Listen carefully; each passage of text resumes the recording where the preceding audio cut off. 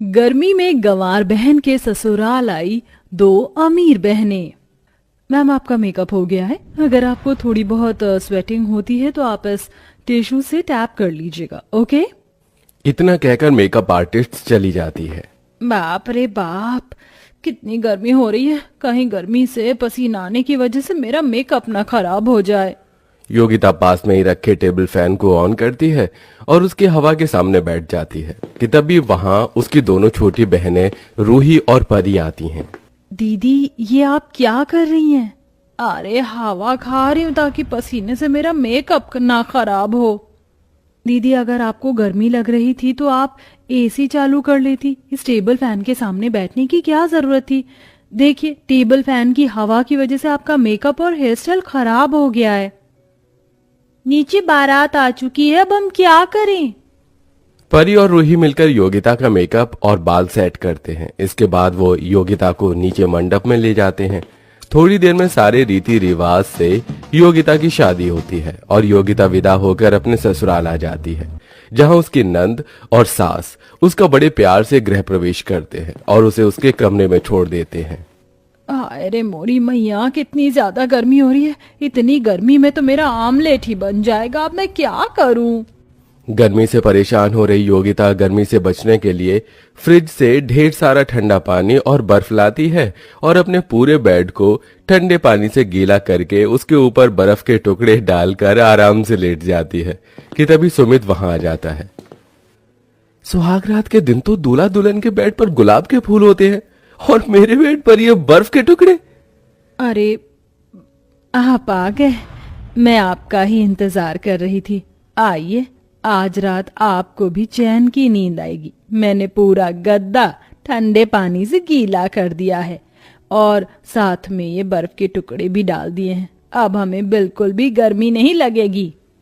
क्या? अगर तुमको गर्मी लग रही थी तो तुम एसी चला लेती।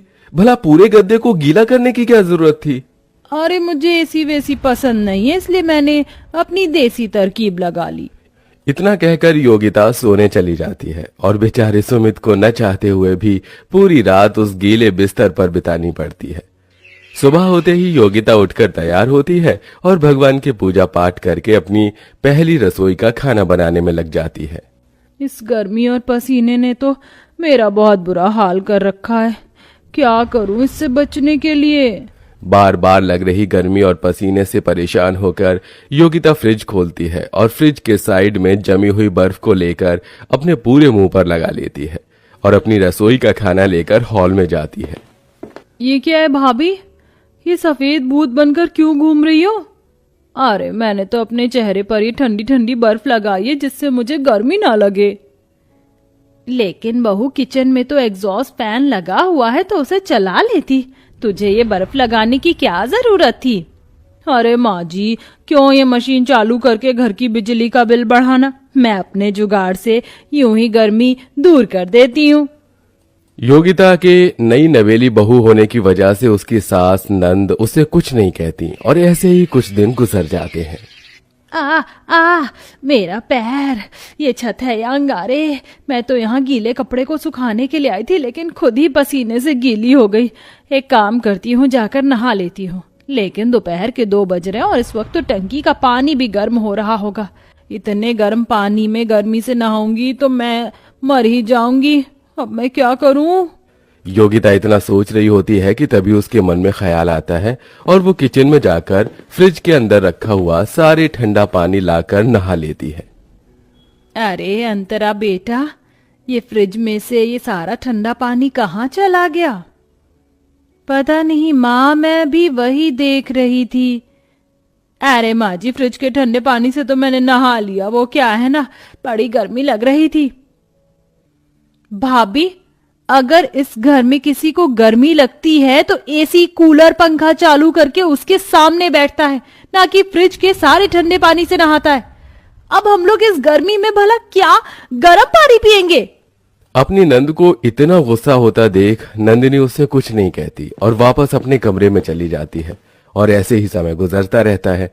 समय बीतने के साथ साथ जहां एक तरफ गर्मी बढ़ रही थी, वहीं अब योगिता की गवार वाली हरकतें बढ़ रही थीं। इतनी कड़क धूप है, फिर भी ये घास देखो बिल्कुल बर्फ की तरह ठंडी है। अगर मैं इन घास को ले जाकर पूरे घर की जमीन पर बिछा दूं और इन पर ठंडा ठंडा पानी छिड़क दूं तो घर की जमीन बिल्कुल ठंडी रहेगी। योगिता आंगन में ढेर सारी घास तोड़ती है और पूरी घास की जमीन पर उसे बिछाकर उस पर ठंडा ठंडा पानी छिड़क देती है। तभी वहां अंतरा और संगीता आ जाती हैं। भाभी, ये सब क्या है? ये पूरे घर में घास क्या कर रही है? ये घास तो मैं लेकर आई हूं, अब देखना इन घास की वजह से हमारा घर कितना ठंडा रहेगा। योगिता बहू, गंवारपन की भी हद होती है। शुरुआत में तो मैंने तुझे कुछ नहीं बोला, लेकिन तेरी तो दिन पर दिन गंवार वाली हरकतें बढ़ रही हैं। लेकिन माँ जी, मैं तो बस घर की जमीन को ठंडा रखना चाह रही थी ताकि किसी को भी गर्मी ना लगे।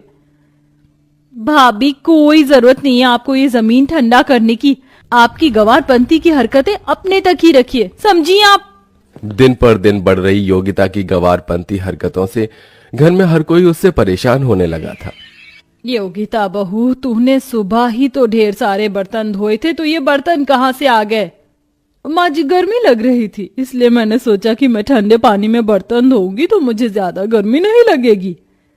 अरे मेरी गंवार बहू, कब तक तू अपनी इन गंवार हरकतों से गर्मी से बचेगी? घर में इतने सारे पंखे हैं, कूलर है, एसी है, लेकिन फिर भी तुझे गंवार हरकत ही करनी है। ऐसे ही कुछ हफ्ते और गुजर जाते हैं और योगिता की दोनों बहनें रूही और परी उससे मिलने के लिए उसके ससुराल आती हैं। रूही, परी, तुम दोनों, पता है मैं सुबह से तुम दोनों को बहुत याद कर रही थी, इसीलिए हम आपसे मिलने चले आए और सोचा कि कुछ दिन आपके साथ रह लें। ये तो तुमने बहुत अच्छा किया। आप सब लोग बैठकर बातें करो, मैं सबके लिए ठंडा ठंडा शरबत बनाकर लाती हूँ। योगिता दोनों बहनों के साथ बैठकर बातें करने लगती है। वहीं अंतरा किचन में जाकर शरबत बनाती है, लेकिन जैसे ही बर्फ लेने के लिए फ्रिज खोलती है उसे उसके अंदर एक भी बर्फ दिखाई नहीं देती, जिसके चलते अंतरा को बहुत गुस्सा आता है और वो बाहर आकर अपनी भाभी पर चिल्लाने लगती है। ये क्या भाभी, आज भी आप सारी बर्फ खा गई? अरे इस घर में बर्फ जमने दोगी या नहीं? आपकी तो ये गंवार वाली हरकतें तो खत्म होने का नाम भी नहीं ले रही हैं। ना जाने माँ भी किसी गंवार लड़की को अपने घर की बहू बनाकर ले आई। अंतरा का योगिता पर इस तरह गुस्सा करना रूही और परी को बिल्कुल पसंद नहीं आता और वो दोनों समझ जाते हैं कि योगिता ने शादी के बाद भी अपनी गंवार वाली हरकतें नहीं छोड़ी हैं। ऐसे ही एक दिन, बर्फ का गोला ले लो, बर्फ का गोला, ठंडा ठंडा, खट्टा खट्टा, मीठा मीठा, बर्फ का गोला ले लो। अरे वाह, बर्फ का गोला! इस भयंकर गर्मी में बर्फ को गोला खाकर तो मजा ही आ जाएगा। योगिता गर्मी से बचने के लिए ढेर सारे बर्फ के गोले खा जाती है। एक साथ हद से ज्यादा बर्फ के गोले खाने की वजह से अचानक योगिता के सीने पर ठंडी पड़ जाती है और वो बेहोश हो जाती है। सभी लोग जल्दी से उसे हॉस्पिटल लेकर जाते हैं और कुछ घंटे बाद योगिता को होश आता है। देख लिया तूने अपनी गंवारपंती वाली हरकतों का नतीजा। तेरे चलते आज पूरे मोहल्ले में हमारी बेइज्जती हो गई। शहर रहने के बावजूद भी कौन इतनी गंवार वाली हरकतें करता है? हमें तो शर्म आती है आपको अपने घर की बहू कहते हुए। अंतरा और संगीता की बातें सुन रही रूही और परी से अब रहा नहीं जाता, इसलिए वो कहती हैं, बस करिए आप, और कितना हमारी बहन की बेइज्जती करेंगे? हम हमेशा से शहर में नहीं रहे हैं, हम भी पहले गांव में ही रहते थे। बचपन में हमारी माँ की गुजर जाने के बाद योगिता दीदी ने अपनी पढ़ाई लिखाई छोड़कर हम दोनों बहनों को पाला, जिसके चलते ये कभी पढ़ाई कर ही नहीं पाई। शहर में आने के बावजूद भी दीदी के अंदर शहर वालों की तरह कोई खासियत नहीं आ सकी।